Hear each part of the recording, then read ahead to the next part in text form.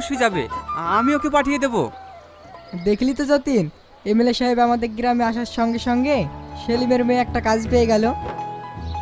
এমন ধরা এমএলএ আর কোথাও দেখতে পাবি বল? তোর মা খুব অসুস্থ, তুই তাড়াতাড়ি বাড়ি আয়। স্যার, আমার মা খুবই অসুস্থ, আমার মাকে এক্ষুনি হসপিটাল নিয়ে যেতে হবে। এই দাঁড়াও, কিছু বলবেন স্যার? এই টাকাটা রাখো, তোমার মার চিকিৎসা করতে কাজে লাগবে। স্যার, আপনি মানুষ না, আপনি আমাদের কাছে দেবতা স্যার। আচ্ছা আচ্ছা ঠিক আছে, আপনারা সবাই ভালো থাকবেন, আমি এখন আসছি।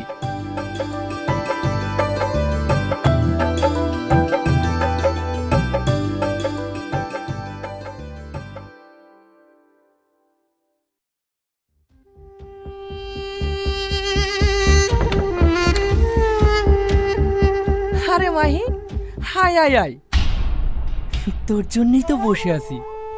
স্যার, আমাকে এখন কি করতে হবে? তেমন কিছু নয়, আমার পাশে বসে আমায় একটু সেবা করবি। এ আপনি কি বলছেন স্যার?